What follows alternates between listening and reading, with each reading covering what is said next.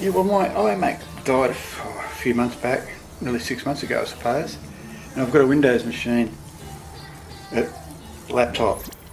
Um, but as far as doing video editing and photo editing, etc., on it, it's just no, it's just not gonna happen. The screen's just not good enough. The colour's not right. It's terrible. So I'm putting this back into service because this has got a beautiful screen on it. Now the issue was it kept shutting down, and eventually it just doesn't even start up. It gets to the Apple logo and cuts out, and it's apparently that they had issues with the power supplies in these, and that's what it sounds like to me, to be honest.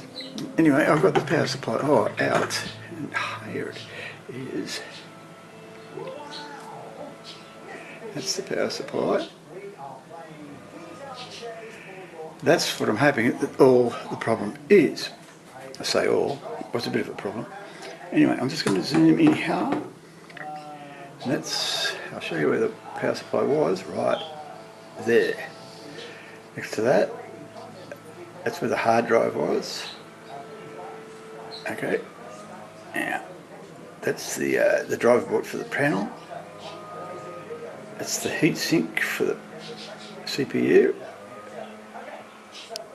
And that's the fan.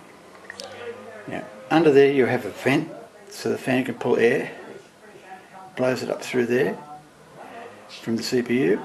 I think this is a bit of a design problem.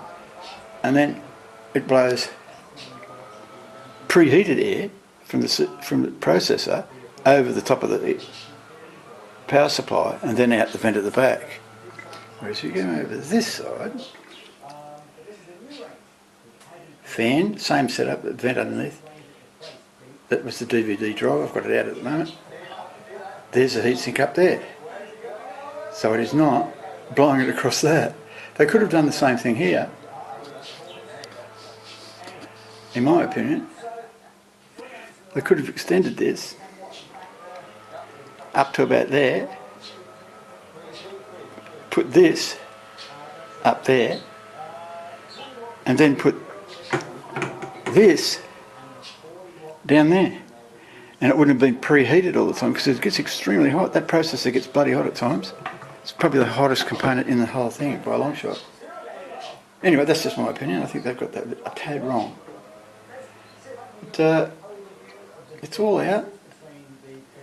Hopefully I can put it all back together. Yeah, it'll be right. The hardest thing to do really is get the screen out and then worry that this is going to fix it. There is an other alternatives to this particular power supply. There's one called a Light-On, which makes DVD players and whatnot. Some people buy that, but I don't know. I don't want to spend too much. It's going to cost me about $100 for the power supply delivered, and it's going to cost another $30 if I get another DVD drive. The DVD would not burn anything, but I might just try cleaning it first. We'll see what happens. Where is it? We'll see what happens. That's the drive there. But looking in there, it doesn't look particularly dirty, but anyway. I'm going to pull the top off this side and give it a clean and see what happens. We'll see. Well, that's the story so far. All I have to do is order it and we'll see what happens. Meanwhile, that's all you get. Bye.